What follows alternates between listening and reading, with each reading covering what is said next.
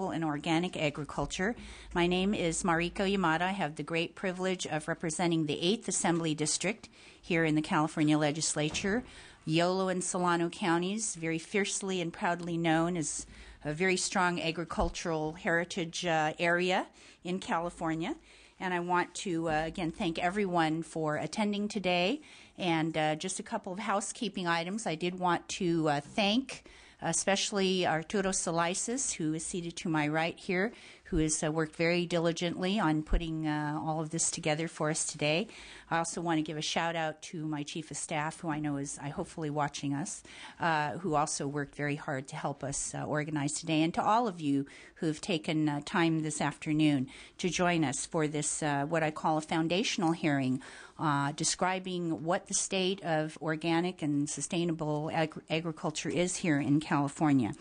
I'm glad to see so many members able to join us, and glad that perhaps we are beginning this series of discussions, at a time in California when, things are moving forward, and we have maybe a little bit more time and a sense that we can focus on this very important work ahead of us.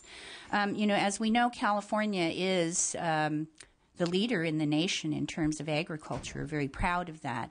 It's an industry that can never leave the state, and that's why we need to ensure that we focus our attention and our resources in making sure that this industry and the practices that are engaged in can serve us well into the future. We also know that the organic industry is growing and is very, very much an important part of the agricultural movement, not only in our state but in the nation, and that many issues related to access to food, food justice, issues relating to our water supply, the use of pesticides, and so many more issues are those that we will be examining as we go through this next series of hearings coming forward. And we look forward to hearing from all of you a little bit later in the hearing after we hear from two of our very special guests today. We're very lucky to have them join us as witnesses. Our task really is going to be, and I just kind of want to share my outlook on what this committee's mission and purpose really is. We're going to be looking at the current role of sustainable and organic agricultural practices in California and evaluate the economic, environmental, health, and social implications of those practices. We want to also determine, based on the committee findings as we go forward, the possible future role of the state in research, development, and oversight of California's organic market and sustainable agricultural enterprises and practices. I also want to say that we've engaged a lot in discussions internally about, definitions of sustainability and organics. I don't know that they are the same, and then again, I don't know that they're mutually exclusive. So we will be examining, what it really means to be sustainable and what it really means to be organic. So with that, I'd like to invite our first witness, Karen Ross, who we're very pleased to join us today. Karen Ross, as many of you in this audience already know, you may not need an introduction. She is our Secretary of Agriculture, and we're very pleased to have her join us today. She served with us in the capacity of being on the board before becoming our Secretary of Agriculture, and she also served, as many of you know, as governmental affairs for the Ag Council of California prior to her participation with us here today.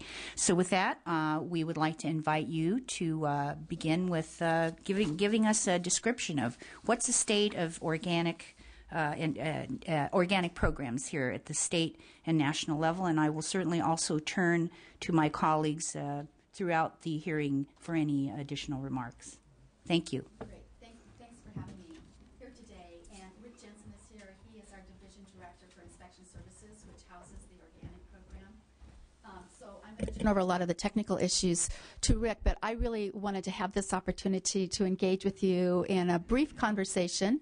I think it's wonderful that you're doing this, and I think it's wonderful because this is such a great time for agriculture. I know that there are many negative things going on and things that could really drag us down, but when you think about a bright spot in our economy, it is California agriculture. For a couple things, when we think about exports as an example, exports from California agriculture have grown 66% since the year 2003.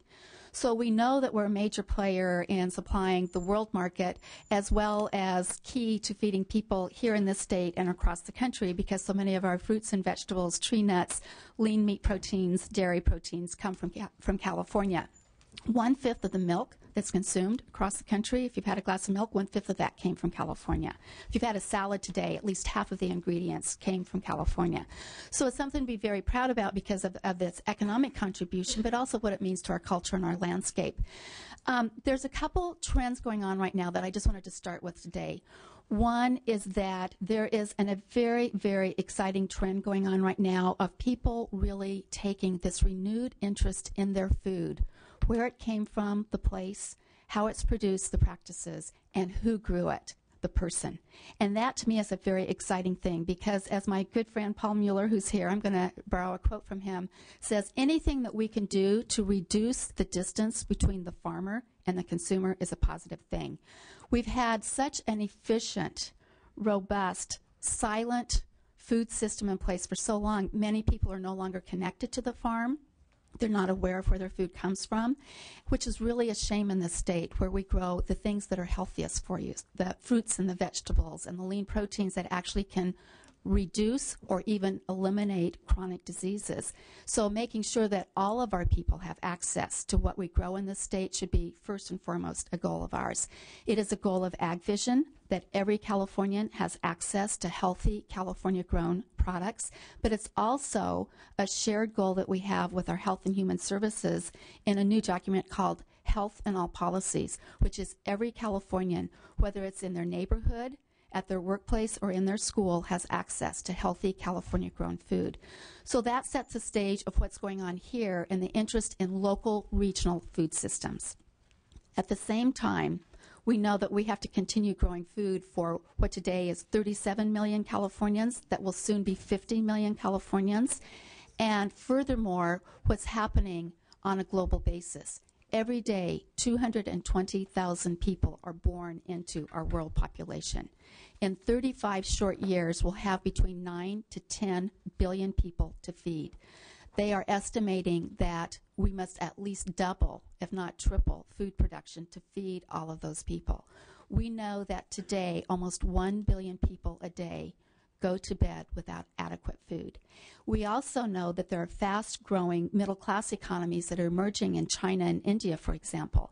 And as they go from just getting enough calories, they're shifting to improving their nutrition. And where do they turn for the things that improve their health? They turn to California. Fruits, vegetables, tree nuts, lean meats, our dairy proteins. So I'm very optimistic about the outlook for California agriculture and the importance of being able to maintain local, regional food systems and the production for that, as well as being a part of helping to feed the world. I think we can do both. I think we can do it concurrently. It's about consumer choice, where they want to shop, how they want to shop. For some of our consumers, they just care about being able to shop locally. And there are farmers who that is their business models, to be able to produce for markets that are only 50 miles from home. But we also know that some consumers are most interested in organic, and that is a fast-growing trend for us. And I have a few statistics I'll share with you on that. But we also know there are some farmers who feel the moral responsibility to help to feed the people around the world, and so their business model includes robust export markets. So I just wanted to set that stage of why I'm so excited to have this wonderful honor to be the Secretary of California Food and Agriculture, and then just give you a few statistics, because you made the comment, Chairwoman, of how fast-growing the trends are. Yes, California is the #1 ag state, and we are the #1 organic production state. We represent, I think, about 20% of the organic farms that are available nationally. In the year 2009, organic sales from California were $1.15 billion. And that is actually 36% of all organic sales in the U.S. are coming from California. We know that between 2005, the number of organic growers grew from 1,795 to 2,330. So that's about a 30% increase in just a 4-year period of time. And the trends are continuing. Even in the economic downturn, the rate of growth for organic sales was very, very strong. It was hit a little bit, but not as strongly as other places were. Just a breakdown of where that organic production is happening. It really is also on a statewide basis. The top regions, as far as numbers of growers who are certified organic growers, the South Coast actually has the most, 503. The North Coast has 498, followed by the Central Valley with 408, the Central Coast with 303, and the Sacramento Valley with 272.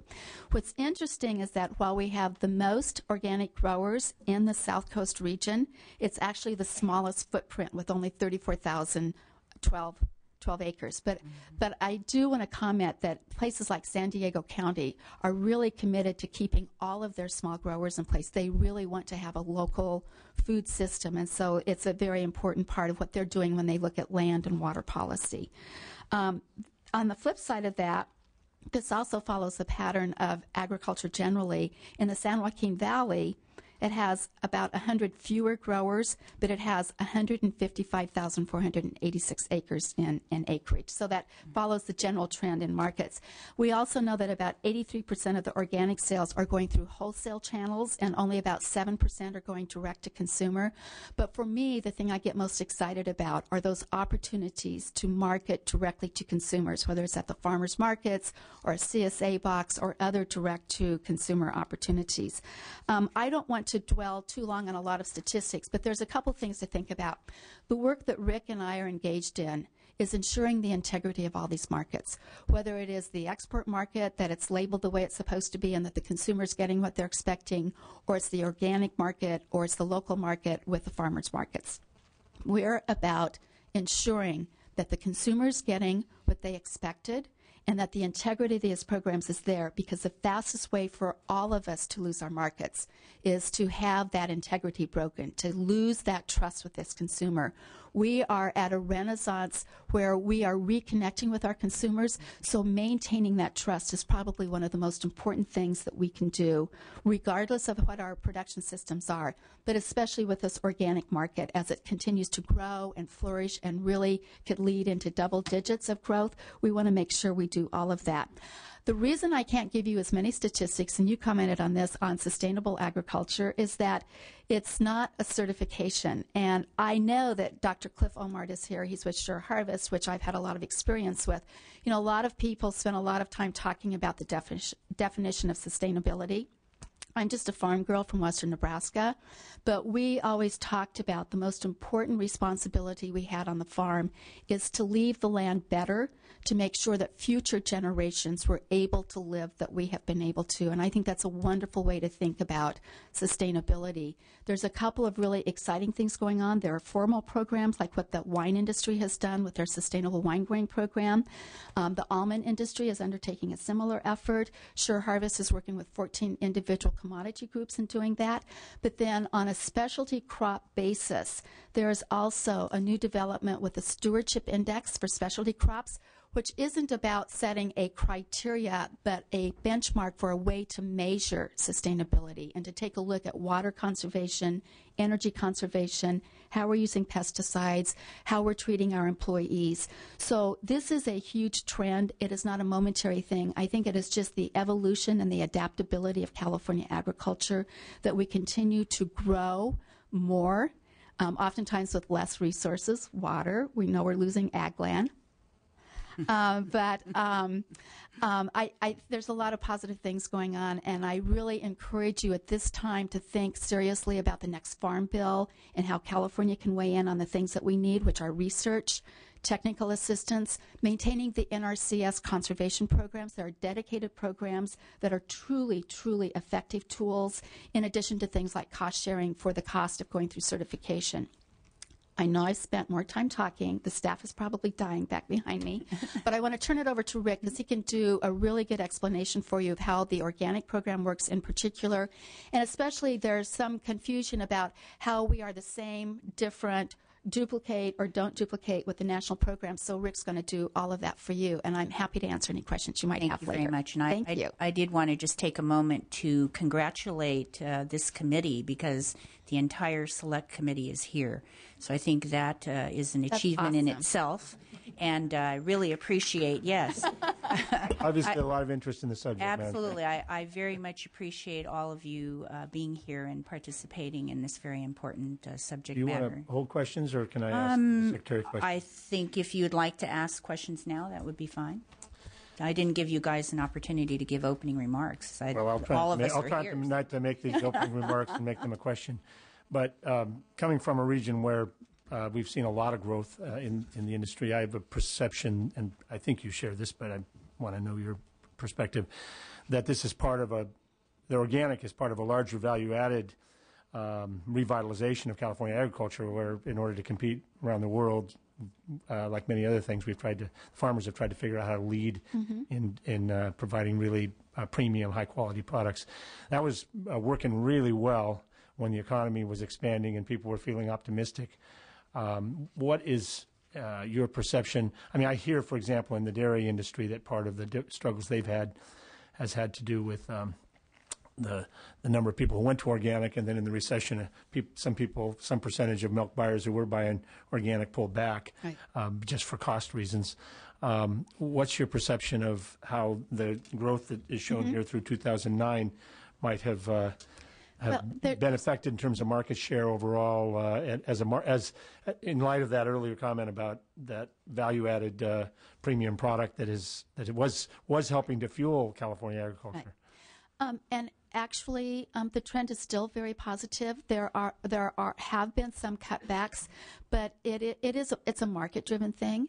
It's also a values-driven thing, and the consumers may have been buying less of all kinds of things organic, but it still looks like there was a very strong commitment to certain kinds of products that they didn't give up buying organic, and that we're also seeing with large supermarkets in this, knowing that they're trying to satisfy all those consumer preferences, and there's many more opportunities to buy organic at different price points in different types of settings.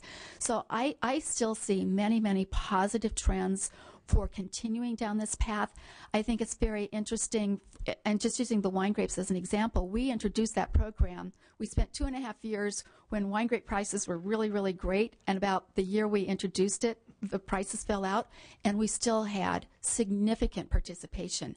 So farmers are choosing this for market reasons, as well as thinking about next generation, thinking about neighbor issues, thinking that these are the types of practices that may help mitigate some of the regulatory burden. There's a whole menu of reasons, I believe, why farmers choose these kinds of practices, and for some of them, it's a cold, hard, bottom line choice. And for others, it's a whole selection of choices, including how they want to farm in their community that's becoming more urbanized. Thank you. Thank you. I saw Mr. Nielsen, I believe, had a question or a comment. Secretary Ross, great to have you here. Great to have you in that position. In the 80s, I worked on something called Rural Renaissance, which was a program to diversify the agricultural and timber-based industries and counties of California, whereby we would do things that were compatible and complementary. And one of the real impetuses grew at that time was agritourism. And I would encourage you to take a look at that in terms of what we're doing. The organic folks have gotten it a long time ago. Vertical and horizontal and direct marketing, integration and direct marketing. But I truly believe that we ought to encourage that venue of linking, that nexus with agritourism. And I think some of the folks the Cape Valley folks have been really good pioneers in that, having annual events and things that draw people. And I've been encouraging the Tehama County olive growers for decades to build on the Napa Valley model that you're very familiar with. in any event, I just would encourage you to take a look at that and let we promote the agritourism. I think there's a direct and very helpful linkage here. I think that the Assemblyman looked at my calendar for tomorrow because I actually have a meeting tomorrow afternoon on agritourism with a consultant who's working with the California Tourism Commission. One of the fastest growing sectors of tourism is culinary tourism, which is wine tasting, food tasting. When we think about how many food festivals, I mean, we have 400 commodities, so how many food festivals do we have in California? You know, our food is as part of the California brand. And so I think we should look for every opportunity, and especially those opportunities that bring us closest to the consumer. So why not have people come here and visit to have that experience, as well as people in their own backyard going down the road to see the latest in garlic or olives, whatever it may be. So you were exactly on target. Very good. Mr. Berryhill, who's a member of our Standing Agriculture Committee, as many of us also are. Yeah, Thank you for coming. Secretary Ross. Yes, Assemblyman Berryhill. What other ag commodities have there been others that have developed a sustainability program like the grape industry have? Yeah, and I'm hopeful that during public comment that maybe Cliff Omar, did you get that hint, Cliff? We'll talk about some of the work that Sure Harvest is doing.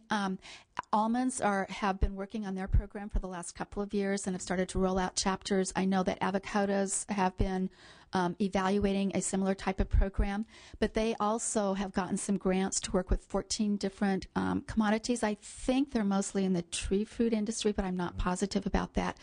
And then this whole stewardship index for specialty crops started. It started before I left the state because I was on the steering committee of that one. So there are a lot of different efforts of people evaluating this as far as having a formal program. Right. But as you and I both know, sustainable practices happen on the ground, whether there's a formal program for it or not.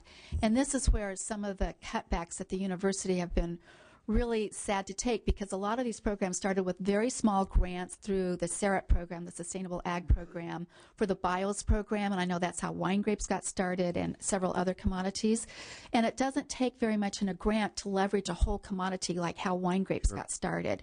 So being able to look for those kinds of things where a small amount of money can leverage into something significant that's a true game changer are the opportunities we should be looking for. Yeah, I'm a big believer in the sustainability project. You know, the one thing, my wife is certifying our stuff as we speak. Well, leave it up to Triana. I never quite got it done. But, you know, her first reaction was, well, we do all this already. And so a lot of responsible farmers out there are already doing things that are truly sustainable. And what I like about sustainability versus organic, and organic, again, that's a health choice issue for consumers. That's great, and that's all good. What I like about sustainability, especially in the Valley, is if you go truly organic, you actually are on the tractor more. You are actually there's things that aren't environmentally as good as the sustainability process would be. So I think it's great, and I think we need to get the other crops all in line and have those programs for them. So Thank you, Mr. Berryhill. Mr. Monning had a question. Well, thank you, Madam Chair. I apologize for being a little bit tardy. I don't know in your opening remarks. I just wanted to acknowledge the establishment of this select committee on sustainable organic agriculture, and to acknowledge the experience on this committee of people with ag experience representing ag districts. I think it's going to be a wonderful opportunity, and to have the Secretary here as one of our first witnesses, we're honored by your presence as well. And I do want to thank you for your sharing in your testimony, both your strong support for organic, and then I also appreciated your own kind of self-definition of sustainable, looking at the many facets that covers, including not only kind of environmental sustainability, soil sustainability, also labor sustainability, and then the tourism issue as well, of how we link our local commerce to ag as part of our community. In the region I represent, Monterey, Santa Cruz, southern Santa Clara counties, we are rich in agriculture, and we are rich in diversity in agriculture, from very large agribusiness to very successful organic, small conventional, large conventional. We've had some challenges with light brown apple moth. And my question goes to in terms of supporting particularly the organic sector. If you've had an opportunity, I know you've only been in office a very short time, but some of the international trade issues that affect us both in terms of what we can export and how we export that and what we face going into other markets, as well as our policies coming in. And I know much of this is a federal question, but I'm curious how you see your department interfacing with some of the international trade issues, and particularly helping. I know a lot of our organic is local and goes to local markets, but helping to promote the export of some of the organic products as well. That's a great question, and a threat to all forms of ag are invasive species. And so, the first line of defense is to keep them out. But if they do get in, we have to be able to rapidly respond and keep that infestation as small as possible and keep it from moving. And that's when we are unable to do that. We just know intuitively, as well as by documentation, that farmers are going to protect their crops. And so one of the fastest ways to ruin an organic scheme is to have huge infestations of pests that cause lots of pesticide applications around the area. There's a couple things that I think is very important for us to do in our programs. One is that for these kinds of invasive species programs, we're really committed to taking an IPM, an integrated pest management approach, knowing that IPM is very site-specific. But the approach itself is one that we're deeply committed to. That is looking at all the ways that we have available to us to treat a particular pest infestation, and starting with the softest, most environmentally and safest for the public health that we possibly can. So if we can just mechanically remove the fruit, like we're doing for European grapevine moth, that is always going to be our preference. After that, it might be biologicals, and if we don't have biologicals for that particular pest, the first thing we do is deploy our scientists around the world to find the predators to be able to do a biocontrol. And then if we have to move into the pesticide regimen, it's looking at the softest ones before we get into those. And it's important to have all those tools available if we don't have them at the beginning, or we can't possibly begin a negotiation with a trading partner to provide them the assurance that they're looking for, that our product's going to carry the pest to them if they don't have it. So if we want to keep our markets open with Mexico, for example, we have to be able to show that while we have the pest, we have this management system in place. We can inspect for and certify free from to keep any of that product going into, whether it's organic, being able to protect that organic status, or it's conventional, but we have all of these different ways of making sure that you, Mexico, don't get this particular pest. We can weigh in on that, knowing that these kinds of geopolitical issues do have to be done through our government, but we have a great working relationship, a great partnership with APHIS. They are doing much more work offshore at the country of origin on some of the pests we don't want to get here. So I think you've seen an evolution in our systems. There's no perfect answer, but I am very mindful of the importance of having all of those types of systems in place so that every kind of farming practice can continue.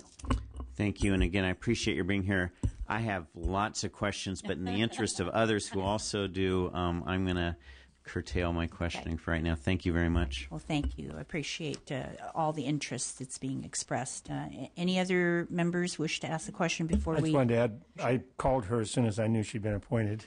I told her personally, but I wanted to add to our colleague, Mr. Nielsen's public comment about how glad I am, and I think others are, that we have someone with your background and knowledge in your position. Absolutely. Thank you.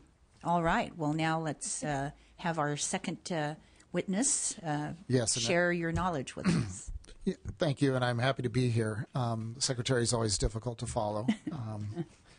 But I think it's important. I don't think it's any surprise to anybody here, and myself being a lifelong Californian, that California led the nation in development of an organic program. I know there's organizations in this room today, and probably some of the individuals as well, that lobbied both this House and the federal houses for the original legislation to go forward. And that was in 1990. Both the California Organics Products Act and the federal law went into place as well. The state of California started operating as a state organic program immediately thereafter. with some uniqueness to it. It took about a dozen years, roughly, for the Code of Federal Regulations to be written so that the National Organic Program could fully implement their program. So in the interim, the state of California operated with its own program, which did require registration and did require some fee assessments coming to the program to carry out certain activities that the industry asked us to do. Those were generally oversight and a lot of educational components as well. We continued to operate as a standalone state organic program until 2004, when the USDA National Organic Program recognized the state organic program. In 2003, just prior to that authorization, the Food and Ag Code was amended to bring into effect the 2003 Act, which, with keeping some uniqueness to it, also incorporated the federal rule by reference into the Food and Ag Code.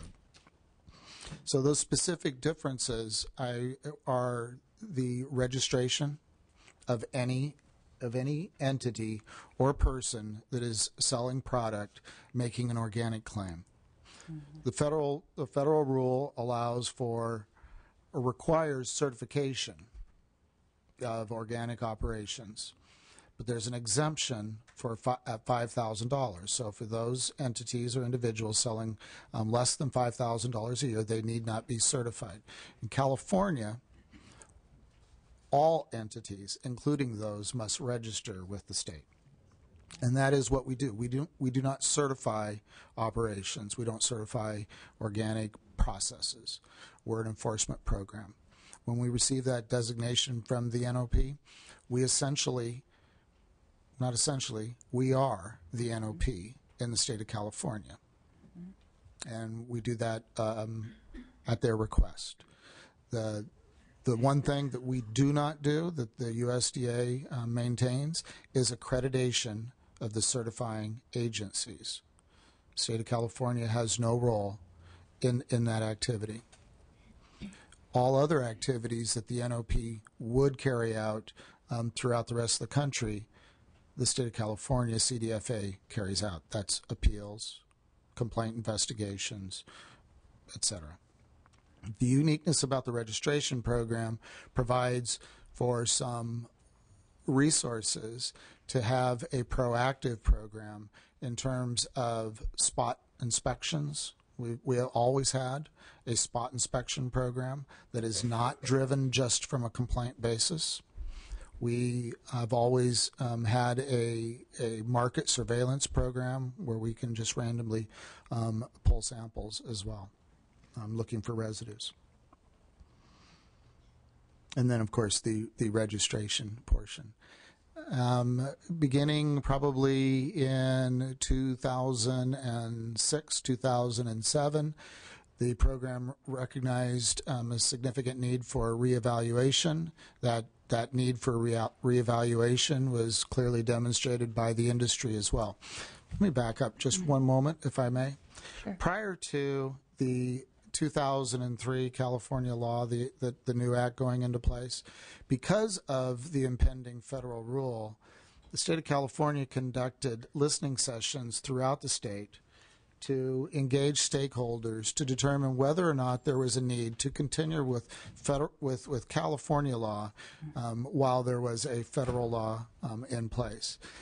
The result of those clearly indicated a desire of the stakeholders in the state to continue with the state program. Well, if I may interject, I know, we often find ourselves in California, frankly, as the leaders and the bellwether of the nation on many issues. So it's heartening to hear. I think I was still at Yolo County during that conversation period, and I know that we have a higher standard in California, and sometimes that works to our advantage. Sometimes it presents other challenges, but I'm glad to hear that. Well, notwithstanding the challenges, but I think it speaks well of the industry in the state of California that recognizes the need for that equitable marketplace to ensure the consumer confidence going forward, to have a proactive program that's willing to fund itself.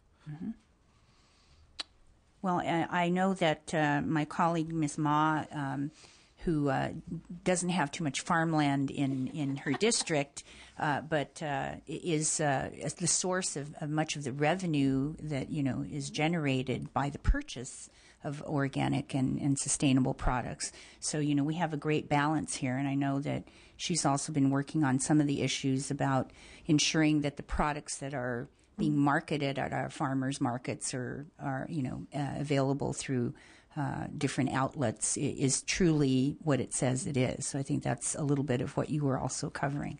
So other questions about the State Organic Project, National Organic Project? Since I gave you that softball Thank there. you. I might as well add my 2 cents, but thank you. Secretary Ross, I know there's been a lot of excitement as I travel around and visit farms. Everyone's very happy with your background and experience and your leadership in this issue. And Mariko did mention I had an ACR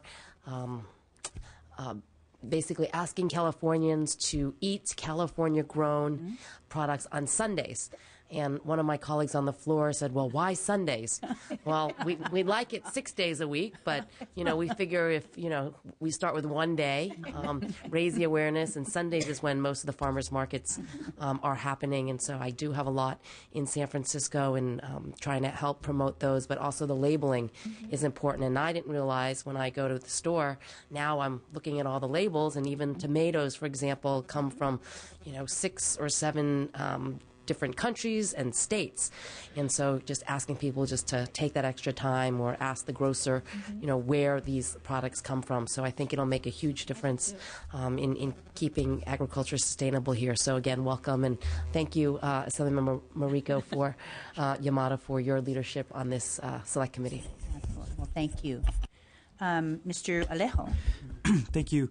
And also congratulate you, Karen Ross. The last time we saw each other was during your Confirmation and Rules Committee. So I was very pleased to see the outpouring of support and that you're serving in this capacity and that you're part of this first hearing of this committee.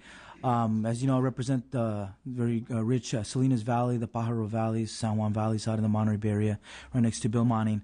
And I know about 10, 15 years ago, when you talked about organic agriculture in the region, a lot of people, were very skeptical. And since then, to see a large growth and that demand, but I know there's new challenges now in this type of economy. But things such as community-supported agriculture, having long lists of consumers who wanted to participate in those types of structures and to get fresh agriculture that's grown locally, grown in their backyards, has really proliferated in a very big way. And I know you said like 20% of the organic farmers are in California, but what if you could just give some history, how has the community-supported agriculture, how has that grown, and what are the challenges? What percentage of agriculture is that versus your conventional farms? I know it's still very small. It grew significantly, but still a very small portion of your overall number of farmers. And I know anecdotally that it is fast growing, and I don't know that we have numbers. I know we have numbers of how fast there's been an explosive growth in farmers markets, but I'm not sure about the CSA's, community supported agriculture. But one of the things that I'm most interested in, roughly 325. That's okay. Anecdotally, we're hearing that's this number. 325. 325. Yeah. But that is another area that's very fast growing.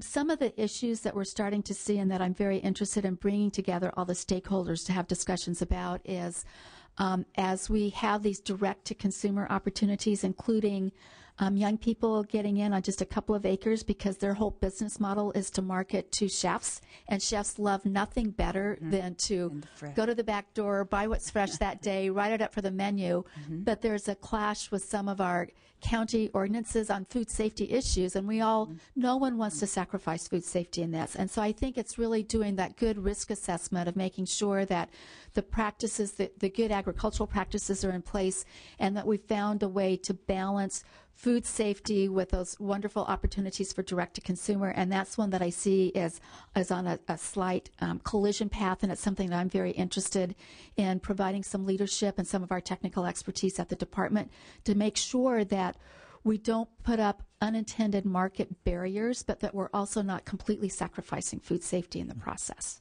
And that's one that easily comes to mind as something that we have to be very mindful of. Right, and thank you for that. And along with our area, Bill has a huge tourism industry in the Monterey Peninsula, and our question in the Pajaro Valley and the Salinas Valley has always been, how do you proliferate what Mr. Nielsen brought up earlier, which is the agro-tourism. There was an article in the New York Times just the other day. 2 out of the 3 farms that were featured in that national article were in the 20th Assembly District, and so we've always tried to find what are the best practices to kind of be able to promote those in different parts of the strong agricultural regions to make that a larger part of their profit, of their marketing, and bringing folks to come in and learn more about agriculture in a very way that's is able to market in a way that generates that tourism and benefits other sectors of your local economies, the restaurants, the local hotels. I'm just trying to see if your leadership could help us with those best practices, get them out there, and provide that type of technical assistance to our local farmers. Because I think there's a lot of potential that just hasn't been fully vetted and explored, I think. And then the last thing was just around young people, because there's a big question about who's going to be our next generation of farmers. And a lot of times, many of us who grew up in migrant farm worker families, knew just the labor aspect, but to really to teach young people that there's many other aspects in the management and in the marketing and the research, and there's very good paying jobs as well. I think partnerships with the community colleges could play a key role in areas like the Salinas Valley, and partnerships like the satellite campuses that UC Davis has out in our areas as well. I think we just have to start asking those questions as well, and really taking a proactive role. Of our vision in agriculture includes passing on this knowledge to our next generation of farmers as well. Yeah, I'd love to work with you on that. That's great. Thank you. Yeah, I think also being chair of aging and long-term care in the Assembly, as you know, aging is also an issue in the agricultural community. Right. And I think, there are stereotypes about agriculturalists, farmers.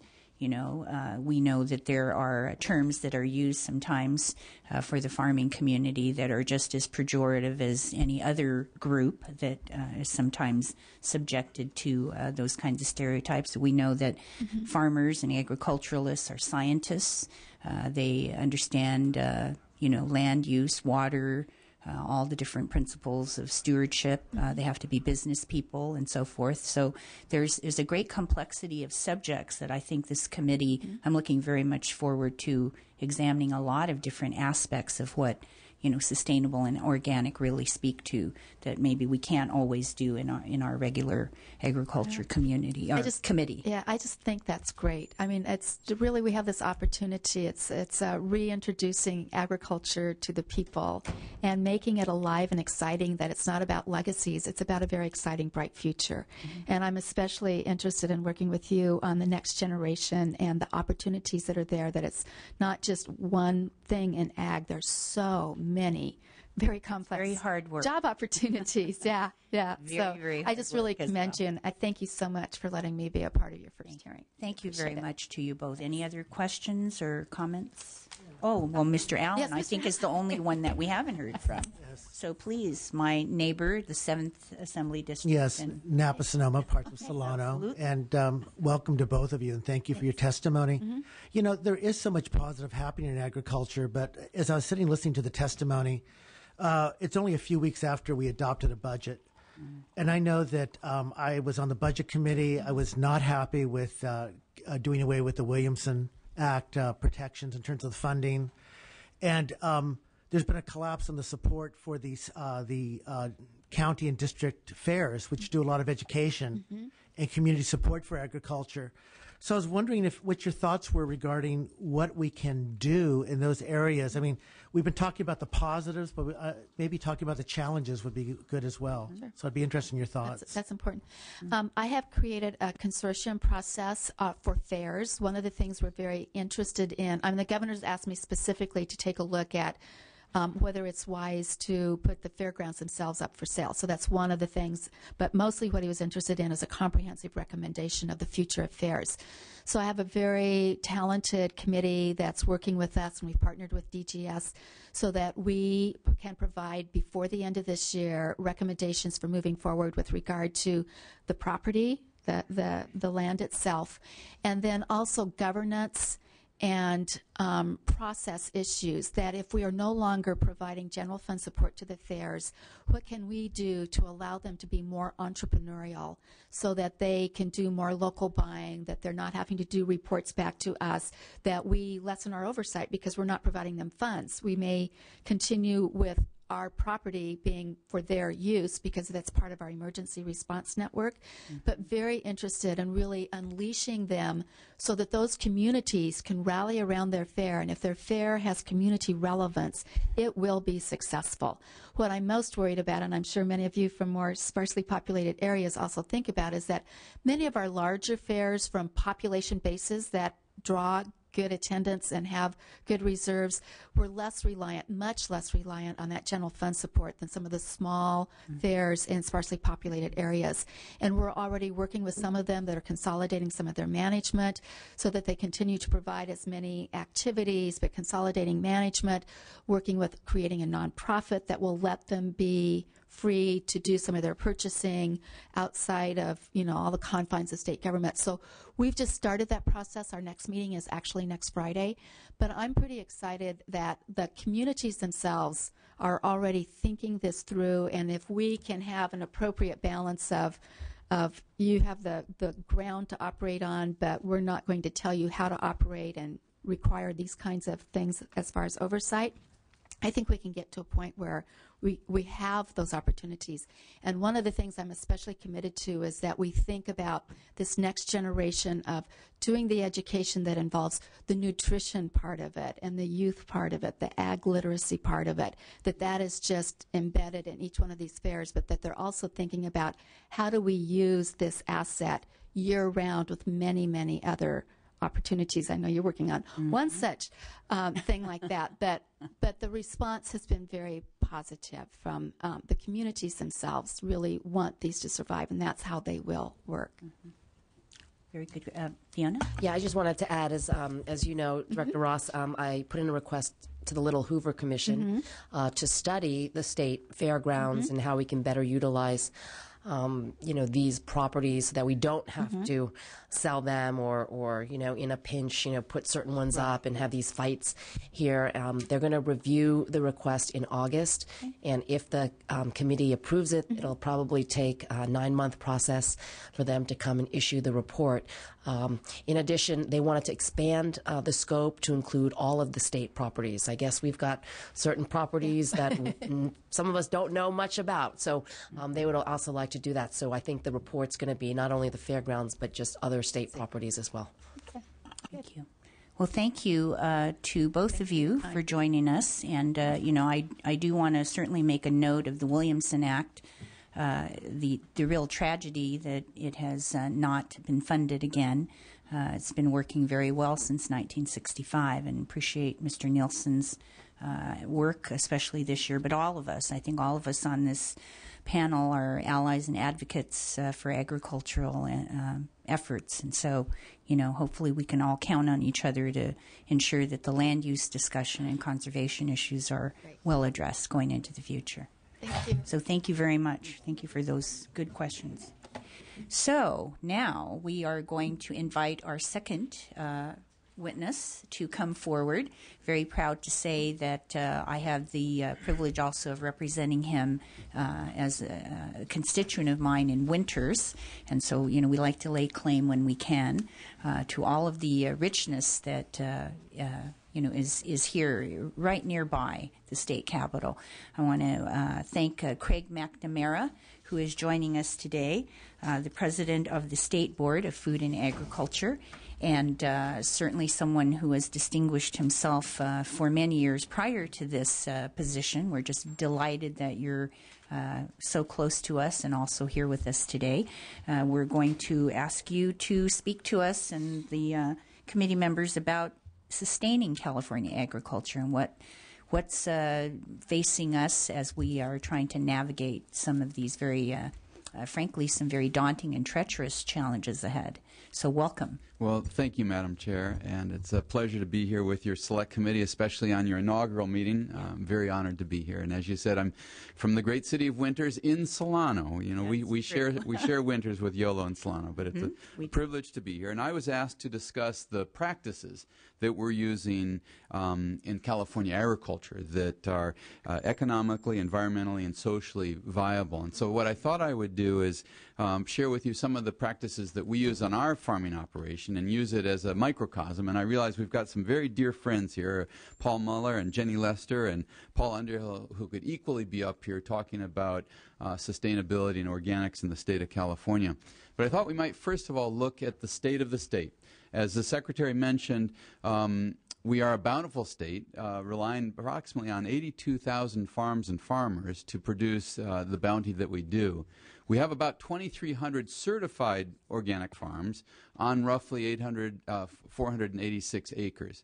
I've always been interested in how the USDA defines a farm, and it's any place from which $1,000 or more of agricultural products were produced. So when you really look at California in that lens, you realize that 43% of our farms are producing less than $10,000 gross. An additional 33% of our farms are producing under $100,000 gross. When you add up the numbers, it's really less than 20,000 farms in this great state that are providing the rest of the nation with 50% of the fruits and vegetables and walnuts that we enjoy. And actually, Madam, my goal here really is to ensure that on Sundays we all eat walnuts. Okay. So, and I'll extend that to Tuesdays and Wednesdays and all of that too. Specifically walnuts. But the point is, we are a cadre in a state of what, 37 plus million people. We're less than, and I am not in any way underestimating the small acreage and under $100,000 income farmer. In no way. They are extremely vital, extremely important. It's just that this farm state is incredibly efficient. So I wanted to introduce you to Sierra Orchards, and as I said, we could be talking about Dixon Ridge Farms or Full Belly Farms. Welcome to Sierra Orchards. I left the Sierra Orchards about 35 minutes to get to the capital. And what would you guess this region's population is? 4 to 5 million, could we say? So 35 minutes to the right would be Sacramento with 4 million people. Just an hour to the left, San Francisco Bay Area with 6-7 million people, and just 10 minutes to the south is Route 80 with 140,000+ passengers a day. So we live in this incredibly bountiful state that seems to be bucolic and rural, but it's very urban. And I think our farm, the farms of Yolo County, Solano County, are exemplary of the types of issues that we're facing throughout the Central Valley. So our goals are pretty simple. We want to incorporate sustainable practices into our production, our conservation, and our education programs on the farm. And I think the Secretary really did a great job in bringing home her definition of sustainability, because it floats out there. But it certainly is a food system that emphasizes a healthy people, a healthy planet, and a healthy profit. And we on the farm end of things have to emphasize all the P's, but the last P is very important. Paul and the others of us who are here today as farmers couldn't be here if we weren't profitable. We couldn't send our kids to the state colleges and outside colleges if we weren't profitable. So our production basically is an organic system. Those of you who are in ag know it well. A crop like walnuts or tomatoes does not care whether it really gets its nutrition through ammonium sulfate or through manure or cover crops. We know that walnuts require 200 pounds per acre per year of nitrogen. So we give it to them through leguminous plants that naturally fix it. We put on about 5 to 6 tons of green manure per year. We used to use the Foursquare meal that comes from San Francisco. And unfortunately for us, it had a bit of an off odor, and neighbors complained about it. Many farms in California have gone to minimum and no tillage. The advantages are significant. Cost in fuel savings, cost in reducing soil compaction. And as you so accurately said, Assemblyman Berryhill, most every California is practicing some form of sustainable practices. Most everybody's using integrated pest management. Our major pest is the codling moth. We put these pheromone dispensers up in the trees. They create this invisible plume of pheromone. And I'm sorry, guys, it's called mating disruption, mating confusion. It disrupts mating. The males get confused and cannot mate with the females, and everything's hunky-dory after that. Oh, wow. Well, it reduces the population to an economic threshold, which we can live with. Thank you for that question, though. Yeah, absolutely. So back to One of the more fun conservation. aspects of the committee. Solar is very important. Many of the farms in our area are using that.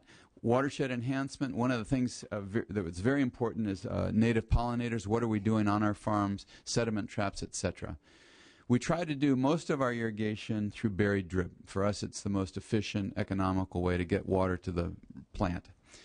Most farms in California who have riparian access to watersheds are pumping water out of a stream, as we are out of Pewter Creek, and as it goes through a tomato field, melon field, walnut field, it needs to drain. And with it come sediments and anything that we've put on the field, whether it's manures or fertilizers or pesticides. So on the left there is a sediment trap. That allows drainage water just to settle for days. The particulates in the water settle out. That's your best topsoil. We get that back onto the field. It then spills over into the picture on the right, which is just a holding pond that allows it to cleanse itself and return back to the aquifer.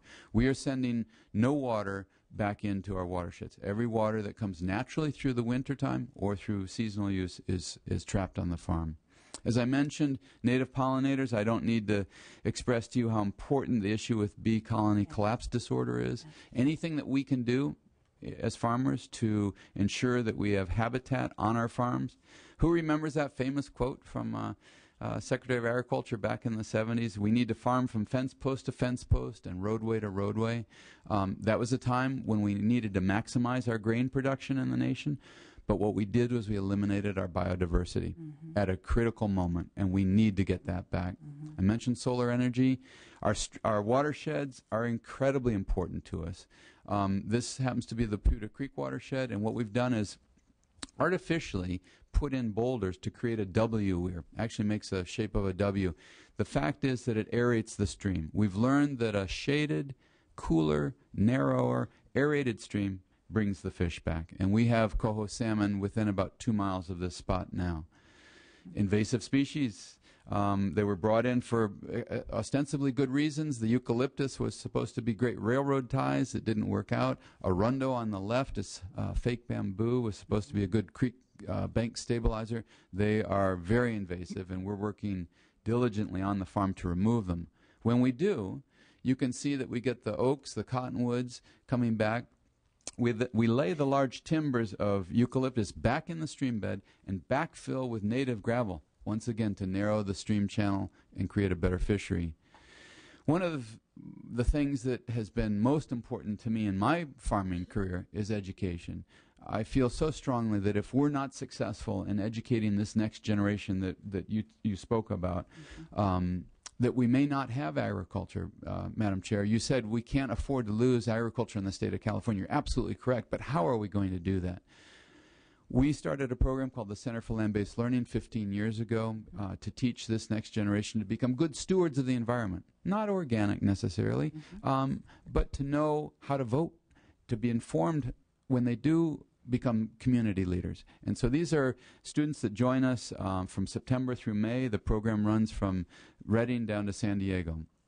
You may not recognize a fellow farmer to the right, Mas Masamoto, a great peach grower, and if you haven't read Epitaph for a Peach, that's your homework after this meeting. And you can't quite see this other guy in the upper photo to the right. That's Rich Rominger. So we do a tremendous amount of professional development, training, seminars, etc. You touched upon the importance of working with undergraduates, whether it's at the community college, four-year college, state, UC system. We do that. And I think I know the other farmers in this room are doing it. It comes at a cost-benefit ratio. It takes time, but it's the most important thing we can do. That young man you saw in the last photo came to us. Unfortunately, he was a UC Santa Cruz graduate. Sorry. Sorry. Sorry. No, I just meant in terms of agriculture a little bit. But all the better. You'll love what he did. He brought the banana slugs. What he did was he brought a CSA. He came and he said, I'd like to become a farmer. And I said, you came to the right spot. We can do it. We've got the soil, we've got the water, we've got the equipment. But what we didn't have was his incredible business strategy and mind and ability to work. I've never seen a young man work this hard. And as the secretary said, his market is San Francisco. Almost 3 times a week, he's taking his produce down to restaurateurs there, and it's a very viable operation which he started. We work very, very closely with the Natural Resource Conservation Service and the Resource Conservation Districts. This happens to be a nationwide meeting out at the farm, so they come together from different regions for a 3 or 4 day workshop sharing technologies. We touched upon research.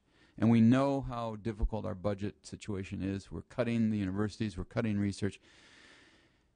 Let's make it our goal to do whatever we can to bring research back. If we want to talk about climate change, how are we going to deal with it? It's going to be through research, and it's going to be through incentives. Jeannie Merrill here with CalCan is doing an incredible job on ensuring that farmers will receive incentives for the good sequestration and other things that we're doing on the farm. Now, what's more important than flavors? Each fall, the CIA, not the one that Norman Panetta just loved, but the Culinary Institute of America, comes to California with over 200 executive chefs from the highbrow to the lowbrow. And they're here to learn about California flavors, to take back into their institutional cooking or their high-end cooking. So this is a show of Yolo and Solano County melons on the right and tomatoes on the left. We do quite a bit with cooperative extension. There's another area that we as farmers work very closely with, as you well know, very important. So we've got Rachel Long Freeman on the right doing some IPM. We have our very own Mark Van Horn, head of the student farm at UC Davis, teaching an author how to drive a tractor. That's Michael Pollan, learning how to drive a tractor. On the state level, we have this incredible secretary who left the state, went to Washington, and came back. But before she left the state of California, she got going something that you all are familiar with, which is called California Ag Vision 2030. It's our best effort at creating a sustainable future for California agriculture by 2030. We came up after 2.5 years, 8 listening sessions across the state, 500 people involved, with 3 principles, and I think we all agree to them. That we need to have better health and well-being for all Californians. We need to create a healthier planet, and we need to have thriving communities. Food production is a driver of sustainable California economic growth, and it truly is. In that process, we came up with 12 strategies and 24 action plans. So the strategies are probably the ones you're already aware of, to ensure that all Californians have access to a healthy, sustainable food supply, that we deal with regulation, not eliminate it, but that we ease the burden of regulation while maintaining our integrity of our environment, that we ensure adequate water, that we strengthen our labor force. The Secretary mentioned controlling invasive species. We've got to conserve our ag land and natural resources, work on environmental stewardship, promote renewable energy and substitutes, obviously climate change. Regional markets, and we've touched a bit on this next generation of farmers and ranchers, and I will return to that in a second. And then finally, what I said before, emphasize research. Now, you don't need to look at the names, but you do need to look at this large tent that Secretary Ross and Al Montna and others at the State Board created.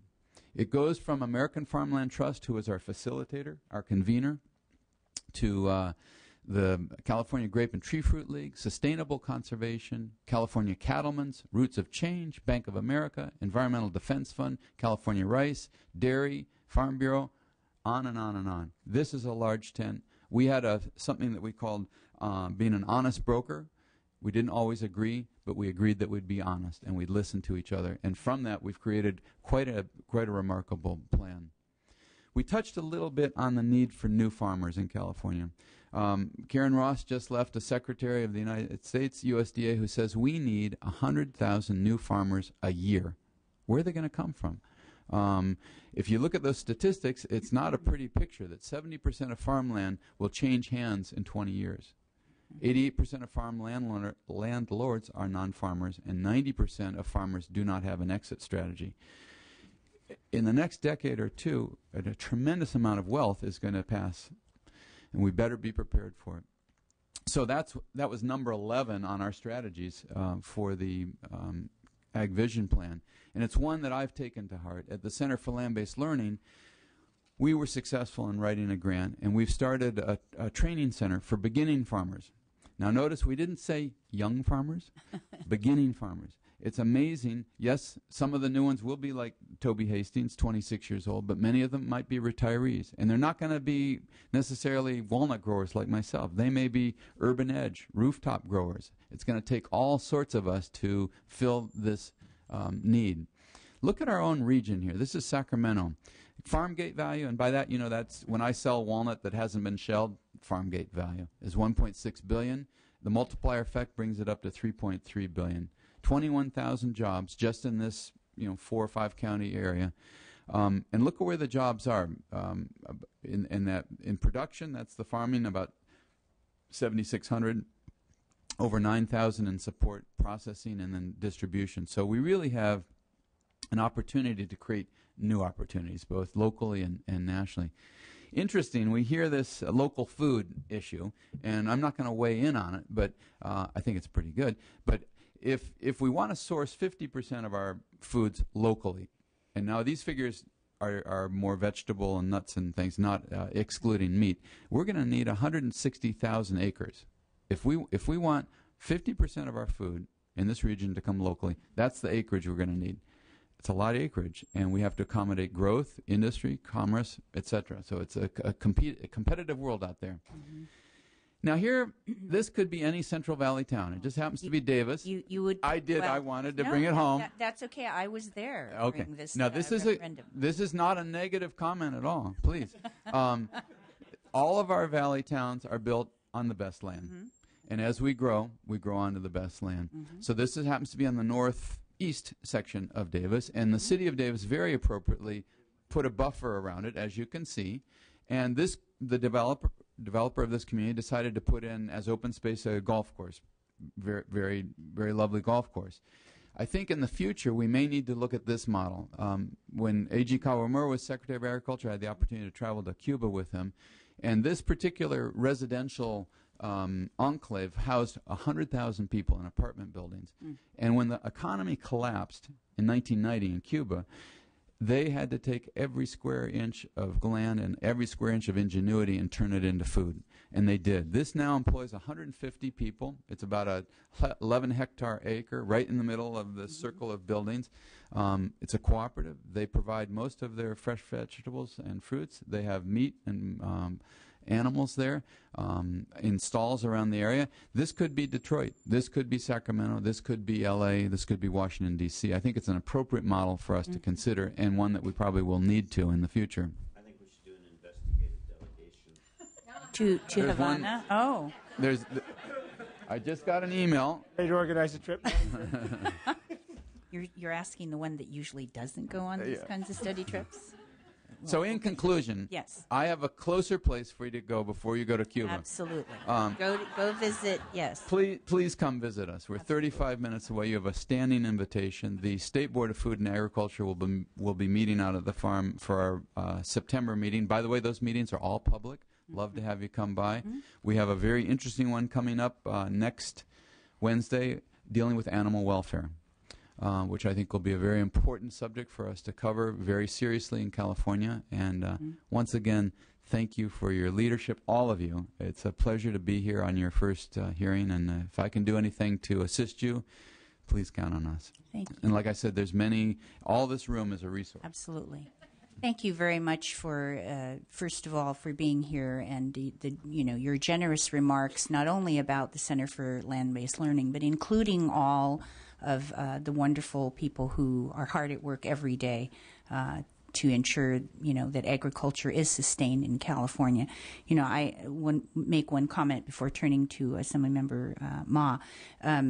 My own background and connection to agriculture and farming was, through my father, who prior to World War II was in the produce market business, and got a little interrupted there by being sent to a summer camp for a few years. But upon returning, resumed some measure of interaction with the agricultural community. And I remember him when he became the proverbial Japanese gardener again, that we had a lot of interaction with local farmers, trading our grass clippings for eggs or whatever. Is that kind of community and communal sort of commitment to helping each other get through some tough times. So, but then the rest of my career has really been spent a lot in urban settings in Los Angeles, San Diego, Washington, D.C., San Francisco. It was only when our family moved here to Northern California and to Yolo County that I think I was reconnected to the very important connections between urban and rural. And so I think it's that excitement that we see with certainly the federal initiative by the president's wife, Michelle Obama, trying to ensure that we're all equally participating in the access to fresh and healthy foods. And so, I think it's a very exciting time for all of us. Well, thank you Fiona? for coming back to Northern California. Well, thank you. Yeah, so, 2.5 years ago, I had no clue about California and agriculture. I thought, you went to Safeway, and that's where we grew our food. Yeah. And I met with a chocolate milk out of a brown cow. Right. I just didn't think about it, because I've always grown up in urban environment. And I met with a group of high school students from Los Angeles yesterday, and I asked them, how many of you know about our agriculture industry in California? And not one of them raise their hand. So I think, what you said about educating our young people is very important. I know we're planning an Ag Day in San Francisco at the Cal Palace and trying to expose as many kids to agriculture as possible. So, I thank you for that, and I'm a believer. Also, in terms of the number of acres that we need in the future, that really scares me, because once we take away or convert agricultural land, virtually I don't think it's going to be able to come back. Unlike Cuba, I'd like to think, in the future when everybody, the population is exploding and we're all going to go back and grow our food, I don't know whether that's going to happen. As a CPA, the estate tax is very important to me, and the farmers cannot make it if they're saddled with a huge estate tax after, the head of the family passes away. And I know we've had a reprieve at the federal level, but it's still not enough. And I know a lot of my colleagues have signed on to a letter to defer estate taxes if the property stays as farmland. Right. And I really feel serious that we need to push that in California if we're going to ensure that a lot of the farmland remains in the hands of farmers, and we continue to grow the necessary food that we need for us and the rest of the world. So I thank you for your service and your leadership. And thank you. And that gets back to that issue of succession. We just have to, as a population of farmers, be front and center with that. I'm sorry, Mr. Alejo. I think I had Mr. Chesbro, Mr. Berryhill, and then Mr. Alejo. Sorry about that. Thank you, Madam Chair. Sure. Excellent presentation. I appreciate it very much. The one thing that you only barely mentioned, and I don't think came up under the Secretary's presentation, that's near and dear to my heart, that's a parallel growing industry because of organic and sustainable agriculture, is compost. And it's really a multi-benefit direction. It not only helps deal with the urban yard waste and green waste and agricultural waste and timber industry waste, a variety of different kinds of materials, but it also has created green jobs in California, and gives us the opportunity to rebuild the natural soil capacity that has over time with certain practices tended to erode, so to speak. I don't know if you wanted to comment on it. This is more a comment than a question, but I do think that that's an area that will continue to grow and expand and has great potential for both to benefit a variety of different aspects. So I didn't mention carbon sequestration, which is another thing when we build up the organic capacity of the soil, is that we're also putting the carbon back into the soil and holding on to it. So I think you've spoken more eloquently about it than I could. You hit the main points. Taking care of our waste, being cognizant of that, carbon sequestration. As I mentioned, we're a medium-sized organic operation. We purchase about 1,000 tons of compost a year. And interestingly enough, the four-course meal is the compost that I was trying to think of that comes from San Francisco. Very excellent product, but we've noticed that it still needs some odor effects. Even our farm population, because I'm surrounded by farmers.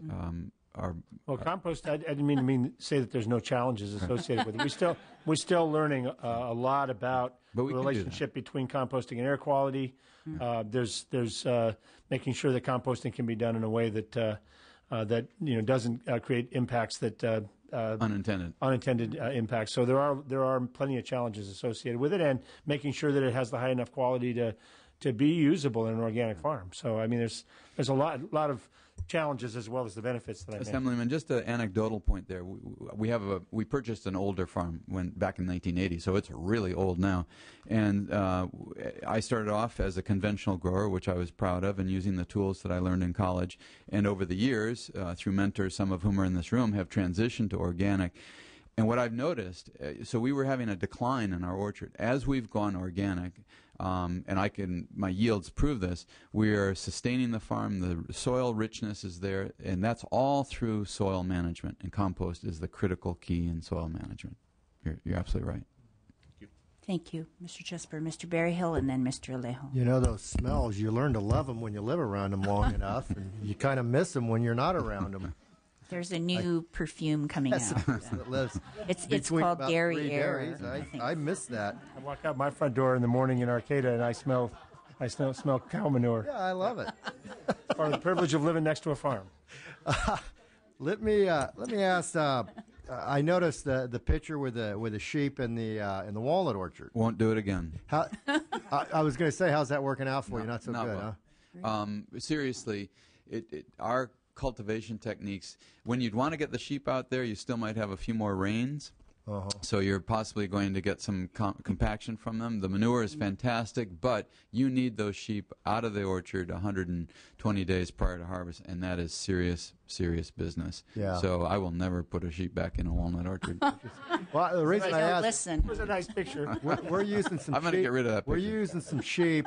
They do have in certain things. I mean, we have a wetland preservation project, and we brought sheep in this year, and it's great. They actually eat the worst weeds that we don't want. Right. You bring them in after nesting, Sure.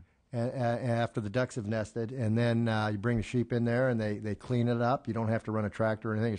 It's actually worked pretty good for that. But I was wondering in there, the cooperative extensions. This might be maybe more for Secretary Ross, but.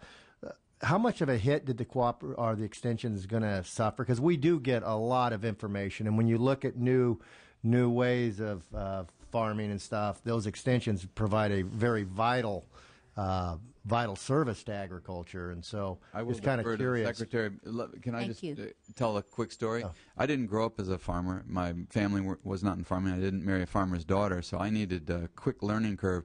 Everything I learned was from cooperative extension and neighbors. Yeah.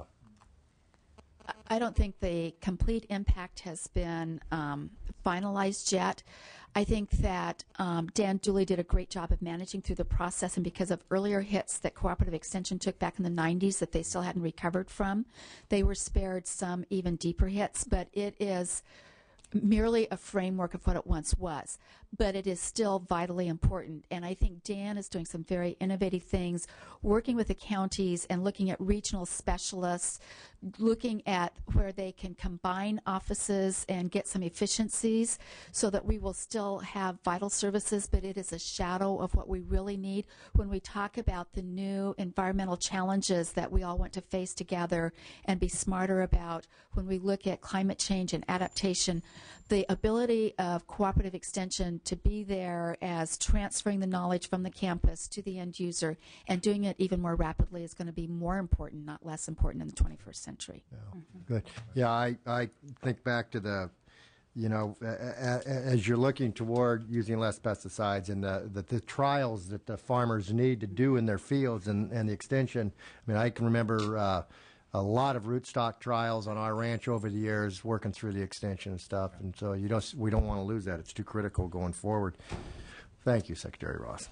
NRCS you mentioned, they also do a terrific job in working with the ag community, and God bless you for the education component. That is, I think we all kind of touched on that a little bit. Is that it is amazing. I can remember dealing with Speaker Bass when I first got elected. And I wanted to go out to dinner with the speaker and let her know that I wasn't the devil, and that she probably shouldn't. You're not. She probably shouldn't spend that much. Is that why she went to Congress? But we started talking about my garden I had at home, and she had related to me as a L.A. Girl. She had never eaten fresh fruits or vegetables off the farm. Mm-hmm. And so I made sure to bring her the biggest cauliflower and to let her taste what a homegrown cauliflower tasted like. And but yeah, it's amazing. We cannot educate our children enough, especially in the urban areas, to understand what we do in this business and how vitally important it is to our economy. So anyway, I thank you for the work you're doing, and keep up the good work. Well, Mr. Berryhill, I certainly don't consider you to be, the devil. In fact, I just want to make a quick comment before turning to Mr. Alejo. I think one very important aspect of not only the Agriculture Committee, but this select committee is that, California agriculture should not be a partisan issue. I think sometimes we see the Williamson Act, unfortunately, politicized as more of a Republican issue than a California issue. And I think that it's very unfortunate, because we know that this Land Conservation Act has worked, as I mentioned earlier, so well for so many years. And it's really a matter of prioritization in facing, the kinds of budgets that we have seen over the last several years in particular. But to lose the infrastructure of the fairs, or to lose the cooperative extension infrastructure and so forth, in order to, rebuild it, it would cost the state, twice or three times as much to restore. So I'm certainly hoping that we all, continue to be partners. I know we have that commitment in common. So, Mr. Alejo? Yeah, I just wanted to make a comment, and this is regarding about how do we support preparing the next generation of not necessarily young but new and aspiring farmers, and one of those has been how could we support these incubators for new farmers, and down in Salinas Valley there's an association, the Agricultural Land-Based Training Association, which is goal is to train the next farmers, in essence, making a farm worker into farmers. And it's a great concept. The fastest growing population in California, a lot of Latinos, and their focus is to training these farm workers to learn all aspects of being a farmer, but also having access to small loans and to being able to lease a piece of land as they're learning, be able to lease some land at an affordable rate. And I just think that's an important part of this question that has been posed, is how can we proliferate those types of programs in different parts of the states and support those that already exist to be successful. So that was one point. And then the other point, just about, I really commend a lot of our local farm bureaus who keep supporting these focused agriculture training programs, because that's where elected officials and community leaders, business leaders who have never really been exposed to agriculture to learn the challenges and all the work and all the different aspects that go into agriculture. I was a graduate myself there in Santa Cruz County, but it was very informative. I grew up around the Pajaro Valley all my life and in agriculture, but still, when I went through that program, learned so much more that I never been exposed to. So I think that's also important, that those programs continue, and also teaching about the newer aspects of agriculture, such as organic and sustainable practices that farmers have been leaders in. Excellent point. And I think to answer your question, partnerships. How can we help partnerships? Alba, as you mentioned, is doing an unbelievable job. Solborn Farm here in the Sacramento region, excellent job. Full Belly Farm, unbelievable. What are we lacking? Not leadership. It's not charisma, it's money, to be quite honest. Now, one of the things I didn't mention in this Beginning Farmer program, we are, part of our partners are Farmer Veteran Coalition. There's tremendous opportunities to assist returning vets. 50% of our fighting force is from rural America. And in California, I believe 50% of those come from Latino backgrounds. So we have a large number of people who I think would benefit tremendously from the farm experience and would be so productive as farmers. So those are, and so that means we should be going to the Department of Defense and saying to them, we need funding, we need grant monies to do this training. Very good point. Very good. Very excellent point. Mr. Chesbro, you had another comment? I appreciate Mr. Berryhill's comment about the UC extension. I'm going to make kind of a political comment about it, but part of our frustration is that, the UC, we make these pretty horrible decisions in cutting their budget, very horrible decisions, but then we really have very little influence about how they choose to carry it out. But I've made the point to the leadership of the University of California, and I hope all of you have too, that we aren't all privileged to have a UC. Well, some of you are, but most of us aren't. Most of the state is not close to a University of California. And that the ag extension is the university's presence in our communities. And to the extent that there is,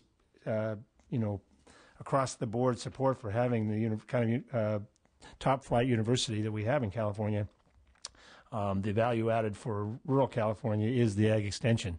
And that's critical for their continued political support from the broad populace of the state, from from the urban places to the very most rural. So I just wanted to make that little editorial comment. I hope you all will, when you have the opportunity, let the university know that, while we appreciate their academic and research missions, and of course, ag extension is tied into their research mission, but that also the practical information transfer and the support of agriculture in California is just absolutely critical to their role in the entire state. It's a very good point. I mean, as I say, it's a matter of priorities. So, any other comments from members? I know that Mr. Berryhill. Real quick one. Sure.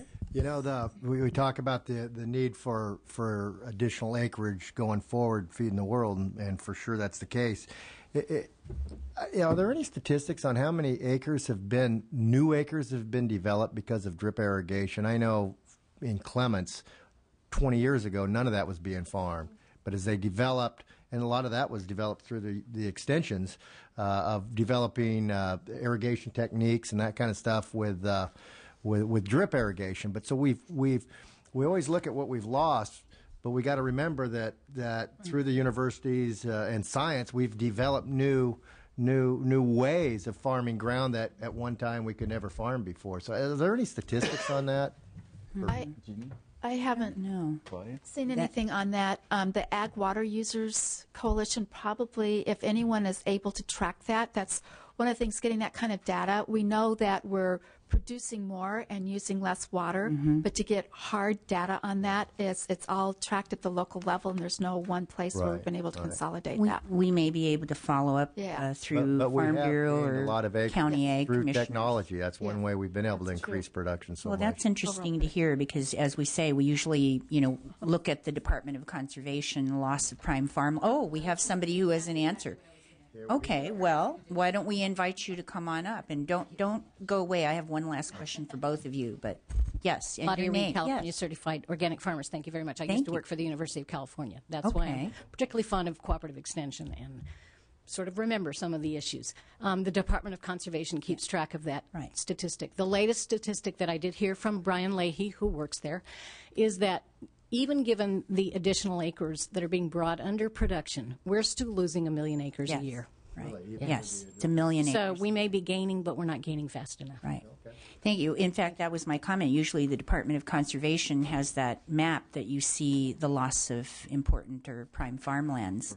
And it's frightening to see that map over time. But I guess my final question to the panel before we invite public comment is, you know, we have touched upon a number of issues, sort of framework issues and the global issues facing us. But, you know, with the particular concern that without commitment to funding for the Williamson Act and you know, as a tool to protect important farmland and to support the agricultural community, you know, do we have an alternative, or do we have thoughts going forward about what we're going to do to engage, you know, the highest levels of the administration and all of our legislative partners and our community partners? And, you know, is agriculture going to be protected and preserved going into the next 40 years? Well, and certainly that was the driving force behind Ag Vision, was that if we don't think ahead to 40 years from now and start planning for it now, we will have lost the opportunity to make these very kinds of public policy decisions. So the first thing was to know what we all shared as the shared set of values and goals, and then to start working together in a much broader-based coalition. Agriculture's been so self-sufficient, and it's really important for us to partner and build coalitions. There's a couple things going on. One is that AB 1265 is in the governor's office today, and that provides alternative funding mechanism, and we're all very hopeful that that will be signed. But also, as part of Ag Vision, understanding what is the real land and water needs for the food production we need, undertaking a very comprehensive assessment, and Dan Dooley and the University of California have agreed to do that.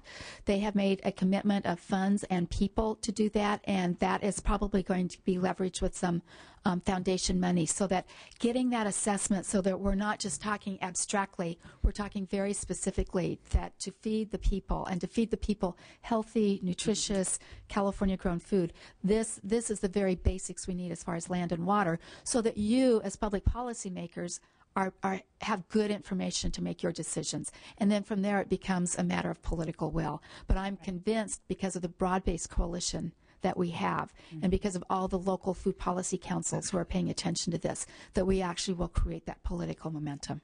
The only thing I would add to that, in addition to the right mix of soil and water and luck, we're going to need compromise and cooperation. And you said it, we're not Republicans, we're not Democrats, we're agriculturalists and we're eaters, and we better think that way and do that way. That's right. Well, thank you. Well, we'll keep working on that. And in that spirit, let's now open up our microphones and our tables for public comment. We wanted to ensure that if you can, there is, I think, a sign-up in the back, a sign-in sheet in the back. Or you, oh, okay. We just want to be sure, since we had what I would call a very, brief, formal group of witnesses. We are looking forward to additional panels going into the next series of hearings, and looks like we have one that materialized. So please be sure to sign up for us so that we can continue our good conversations. Why don't we lead out again with Thank you. I'm Claudia Reed, California Certified Organic Farmers, and you just received a packet from me. Secretary Ross gave most of my talk, so this means I just get to give a little bit of a brief follow-up to what she said. In that packet is an article by Karen Klonsky, who works for the University of California Davis Ag Econ Department, and a lot of the statistics that the Secretary talked about are articulated more clearly in that packet, so I don't want to repeat any of those.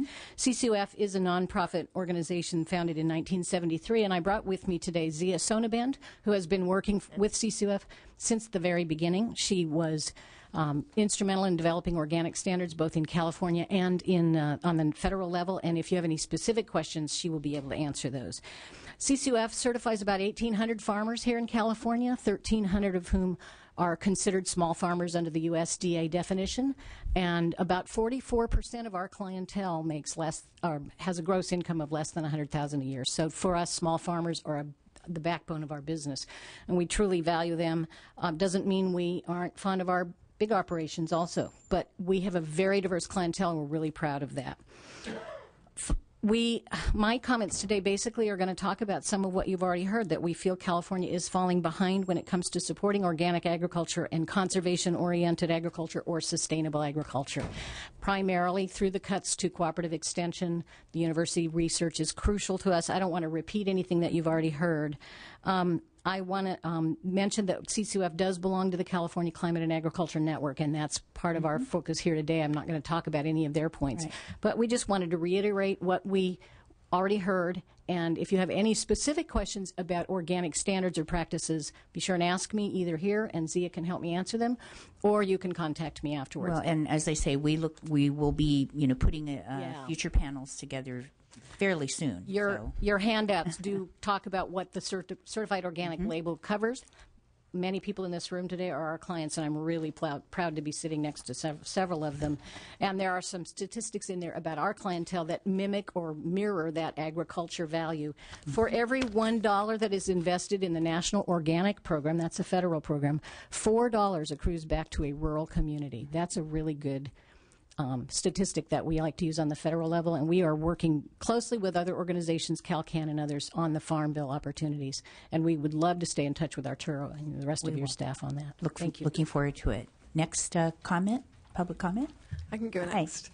I'm Jeannie Merrill. I'm the Policy Director with the California Climate and Agriculture Network, and we're quite thrilled to see the creation of this Select Committee on Sustainable and Organic Agriculture, and really appreciate, Assemblymember Yamada, your leadership on this. We're a coalition of sustainable and organic organizations that came together a little over 2 years ago out of concern for climate change impacts on California agriculture. As you may well know, through the AB 32 process, that the climate change scenario suggests for the state in the decades to come that there'll be greater water constraints, more pest pressures, shifts in the kinds of crops that we can grow. And because agriculture is dependent on weather, we're dependent on the availability of natural resources, particularly water, climate change means a lot for agriculture. And we think in particular sustainable and organic agriculture has a lot of solutions to offer when it comes to climate change, both in terms of reducing greenhouse gas emissions, producing renewable energy, and helping to adapt to a very different climate scenario in the years to come. And as part of that, I just wanted to raise a few issues that I hope the committee will consider in the future. We, earlier this year, did an assessment. We wanted to find out how ready is California agriculture by a few different measures for climate change.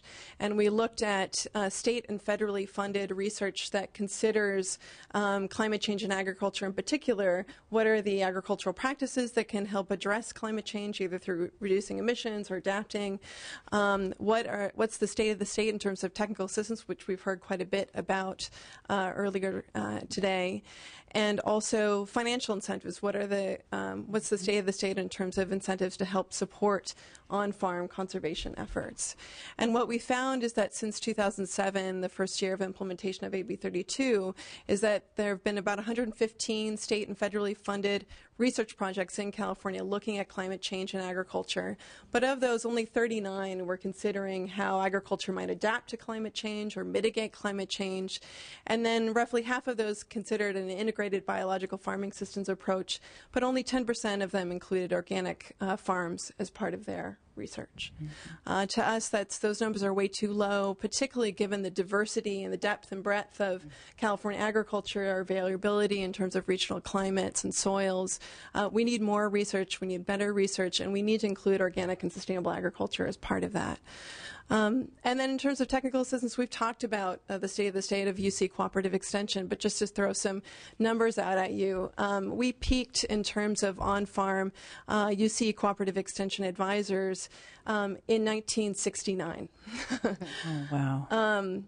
And given recent budget cuts and the ongoing budget cuts that UC has faced, that's really unacceptable. Before the most recent budget, we had about 200 on-farm county level, regional level advisors in the state, compared to Texas, which has about 900 county level extension specialists. That's a huge difference. It is. And we're, we exceed Texas in terms of agricultural sales. So, and then finally, I'm a Californian. I've lived here most of my life, but I've done some work on agriculture issues in the Midwest. And what's striking to me, and what we found in our looking at financial incentives, is that California agriculture uses quite well the USDA NRCS conservation programs. Just a couple of years ago, there was such high demand for the conservation programs that 70% of farmers had to be turned away because of a lack of funding in California for those conservation programs. And at the federal level, we're facing more and more budget cuts at USDA, in particular to the conservation title of the Farm Bill. Other states have state-funded conservation programs that support farmers in using practices that help conserve water, provide wildlife habitat, et cetera. If you go to Wisconsin, Pennsylvania, Iowa, Minnesota, you can get some financial support for your on-farm conservation programs. We don't have anything really like that in California, and we should. So, thank you. With that. Important concepts. Next, sure, absolutely. Now, Chesborough. Are you including, or do I misunderstand, like the Soil Conservation Service and the Resource Conservation Districts? Don't they provide some funding for on-farm conservation? They get their funding through federal dollars. So we were looking more at what is the state funding. Commitment. Yeah. Okay, thank you. Hi, my name is Jenny Lester Moffitt. My family has Dixon Ridge Farms. We're growers and processors of organic walnuts in your district. Yes, thank you. I just wanted to first thank you for convening this select committee and thank everyone here for being part of this. It's such an important issue to us and to the state, and so I'm glad that it's here, and I'm proud to be here. Thank you. Again, my family has Dixon Ridge Farms. We're growers and processors of organic walnuts. As growers, we've been one of the pioneers, along with Craig McNamara, in organic walnut production, and also in the processing aspect as well, and developing markets. We sell both domestic and export, about 50-50 domestic and export, I want to just I'll just say ditto to everything that everyone has already said. Certainly not going to repeat anything. What I'd like to talk about is an issue of sustainability that has now become near and dear to our heart. It was mentioned that you can be organic, but you may not be truly sustainable if you're mowing a lot or tilling a lot. And so we realized in organic walnut production, we use a lot of freezers and we use a lot of energy, and that was not exactly sustainable. So something that we've done is we're converting walnut shell into electricity using a gasification process. And I'm happy to say we voted the bill that will allow you to sell some of that power back to the utilities out of my committee the other day. So, thank you. Yeah, back to the grid, right? Yeah. I'm not going to give a huge plug for it, but certainly we appreciate what's been going on.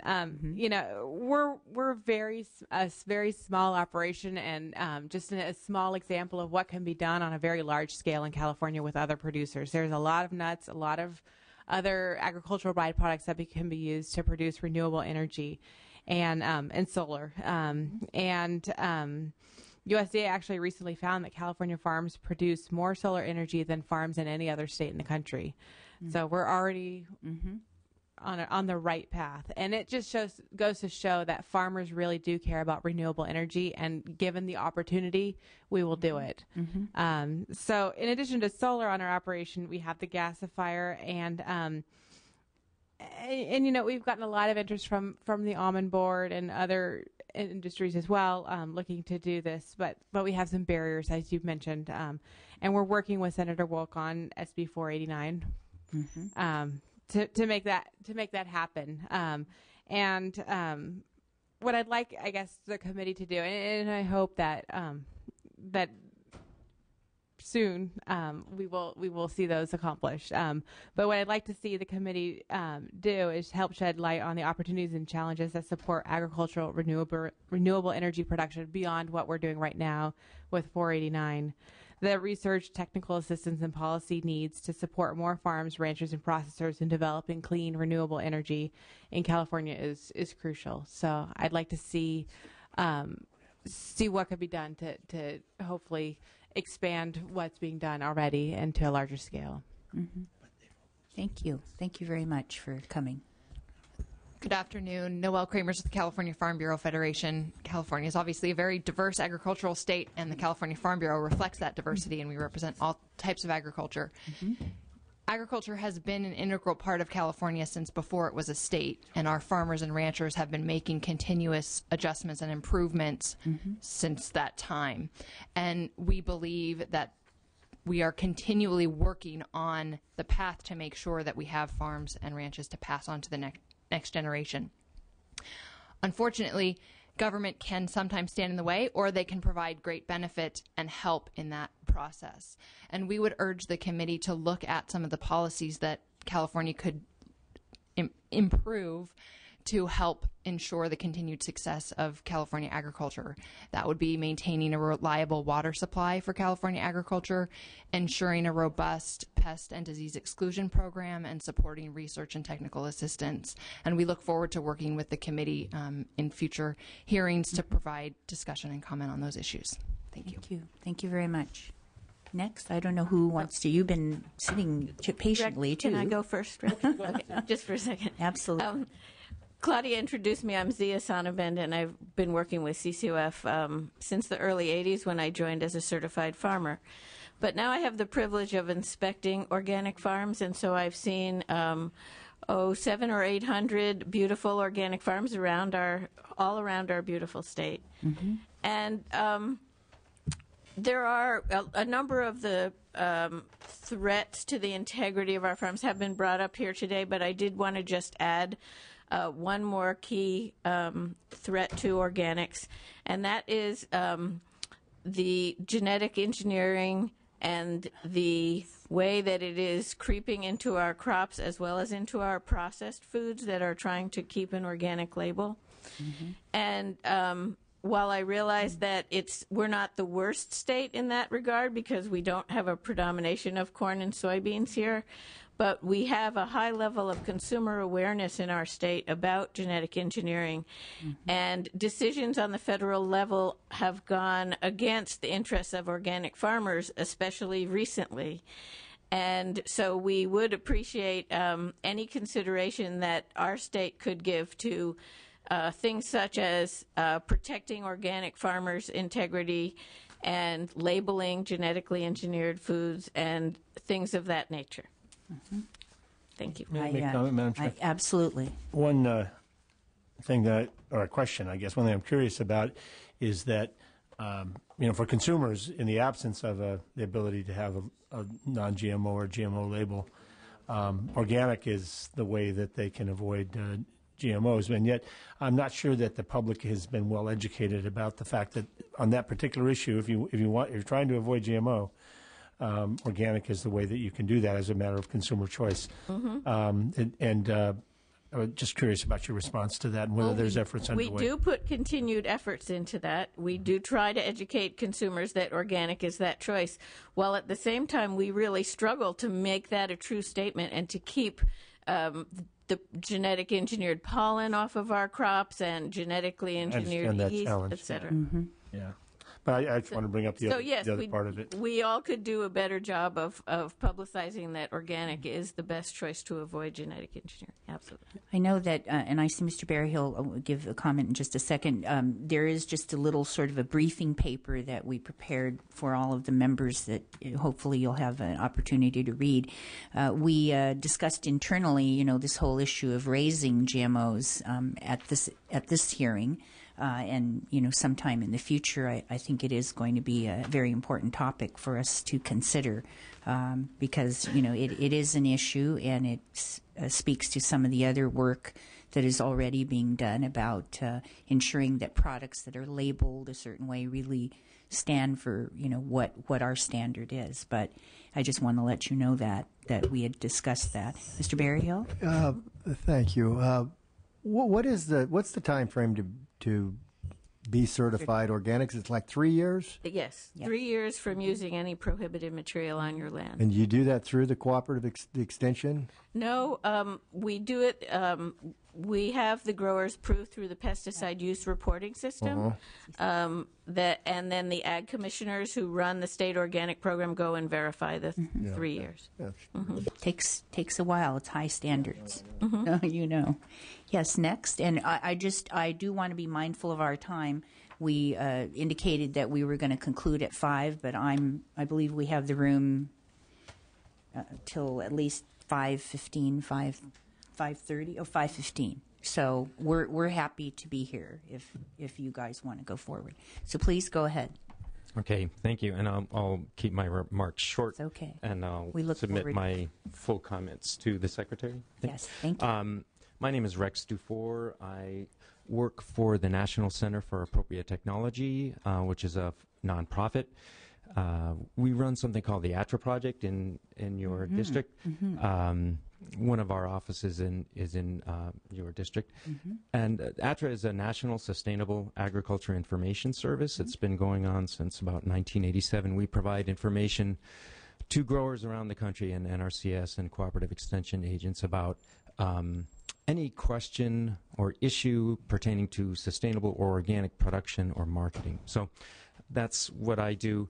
What my organization does, we've been contracted by the National Organic Program to develop informational forms for the National Organic Program. We work closely, NCAT works closely with NRCS to train their staff about organic production practices, mostly because I understand NRCSEs and that whole language. And that's what I'm here to talk to you about. I think working so closely with NRCS, that there's a lot of good conservation programs that NRCS runs. They are under threat of, in some versions of a 2012 budget, of losing about $500 million in conservation program funding. And I think California would be ill-served by something like that. Over the last couple of years, California has gotten roughly $180 billion in conservation funds from NRCS. That leverages another $170 million worth of private funds because these are cost share funds. These funds go to everything from water savings. $53 million was invested in irrigation and water saving technologies, things like pollinator habitat. NRCS cost shares on hedgerows, things like that for pollinator habitat. Half of all the hedgerows that have put in under that program in the U.S. are in California. Nearly 80 miles of hedgerows have been put in California. That's a lot of pollinator habitat. Yes. Organics, more organic contracts were developed through NRCS in California than in any other state of the union. So, NRCS does a lot of good for organics in California and also for sustainable agriculture in California. We're heading next year for 40 million. We'll pass 40 million in population next year. By 2050, it'll be 60 million. A lot of those people are moving into agricultural areas. NRCS has programs like the Equip Organic to help growers transition to organic, but they also have programs that allow conventional growers to develop practices that use less toxic pesticides. And when we have 20 million additional people moving into the Central Valley and coastal agricultural areas, that is a very large potential health issue. So I don't know what can be done at the state level because these are federal programs, but if somehow the state delegate or the California delegation could kind of act in concert or a little bit together as far as getting some of these conservation payments, because they serve all Californians and all California farmers at some level. So thank you. Thank you very much. And I believe this is your organization. Yes, so it is one of our handouts that the committee members received. And as I say, part of this afternoon is also to kind of, for all of us to get acquainted with so many of the facets of what this committee purview will be. Yes. We'll look forward to having you back. Thank you. Next, I don't know how you want to take turns here, however you want to do it. Good afternoon. Hi. My name is Devika, and I'm here from Pesticide Action Network, or PAN. Mm-hmm. We are a global network of farmers, farm workers, scientists, and consumers who are all sort of working together towards a fair and healthy food system. So thank you for the chance to be here and speak on this very important topic. Mm-hmm. I'd like to thank you, first of all, for taking the time to hold this hearing. And I'd like to thank the Secretary and Mr. McNamara for taking the time to speak about the valuable work that's already being done to strengthen California agriculture. As you mentioned yourself, Chairwoman Yamada, California is the largest, most productive, and most diverse agricultural economy in the United States. I don't need to repeat this information for you. But I would like to say that for this we depend on a lot of things, not just great soil, great weather, and great leadership, but also talented, innovative, and hardworking farmers, farm workers, and researchers who are every day either extending our knowledge or actually putting into practice the principles of agroecology, or organic and sustainable, the science of organic and sustainable agriculture. Mm-hmm. Which doesn't mean that we can just rely on these sort of things to happen.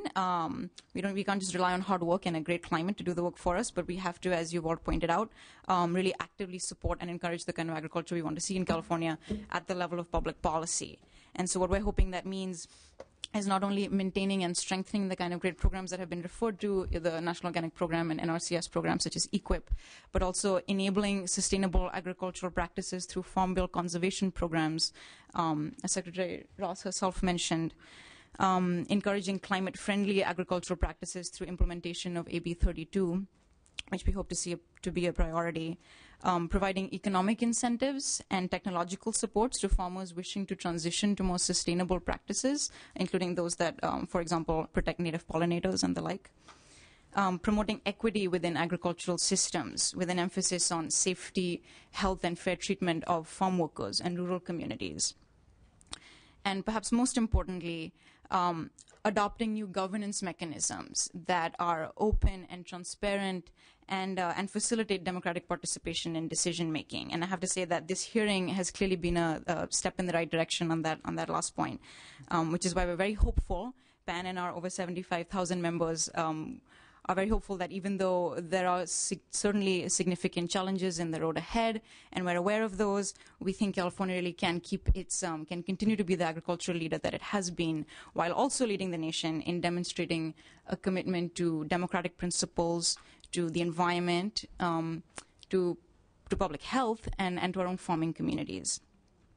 So we envision a system that is socially, economically, and ecologically sustainable, and that benefits farmers, farm workers, consumers, and the land that we all call home. We'd just like to thank you. We'd like to say that we know you recognize that it is a time for the state to step forward and take a lead in making this vision a reality. We'd like to thank you for the leadership you've already shown. And to urge you to be bold and practical and also responsive to the realities of the timeline against which we are now working. As Mr. McNamara said, I think climate is already changing, and that's no secret. As Secretary Ross pointed out, the population is exploding, and that's not a secret either. So these challenges are here, they're real, and they're happening today. So we want to urge you to see these as an opportunity for California to grow, to maintain its position, but also to grow and to continue to be the first state in the union to put these recognized facts, the science of agroecology, and the recognized facts behind it into public policy practice. So thank you, and we urge you to take this opportunity. Thank you. Thank you very much. Next. Yes, Chair. I don't know. Go ahead. Chairwoman Yes. Yamada. Yes. Thank you very much, and Sure. members of the committee for today's hearing. My name is Asael Sala, and I'm a community organizer with Pesticide Watch Education Fund. Paul Towers is our state director. He's in D.C., so I'm stepping in for him today. Okay. I'll make my comments brief and to the point. At Pesticide Watch, we work side by side with Californians to prevent pesticide exposure and promote local farming and building healthier communities. As this body moves forward, we urge you to consider the following recommendations. Prohibit the use of methyl iodide and move away from other pesticide fumigants. The California Department of Pesticide Regulation's 11th hour decision in December to register the chemical methyl iodide as a soil fumigant flies in the face of unprecedented scientific concern and public opposition. Scientists convened by DPR to review the proposal remain extremely concerned about serious health consequences and costs to Californians. As a result, we need to act quickly to remove methyl iodide from the market before it is used on a fourth farm in the state. And to address long-term issues, we should encourage collaboration to create a California methyl bromide alternatives research and implementation plan with involvement from DPR, DPH, CDFA, prominent researchers from UCSC and UCD, including representatives from on-farm research teams, agriculture economists, and public health specialists, along with farmer, farm worker, environmentalist, and neighbor representatives. Secondly, we need to support green agricultural jobs. Organic agriculture is an economic engine in California, with over 3,500 organic farms and 150,000 acres in organic production. California was an early leader in green farming opportunities and organic agriculture, but now lags behind when it comes to policy research support for organics. We should use opportunities like NRCS dollars, UCDA specialty block crop grants, and USDA pest management alternative program to support this transition. Chemicals like methyl iodide place a sustainable and organic agricultural economy in further jeopardy and drive up health costs. With 1 in 10 of the state's jobs in agriculture, we can't afford a mistake. We need to address, and thirdly, we need to address climate change through agriculture. Californians sent a clear message last November when they overwhelmingly rejected Proposition 23 and urged the state to continue on its path to address the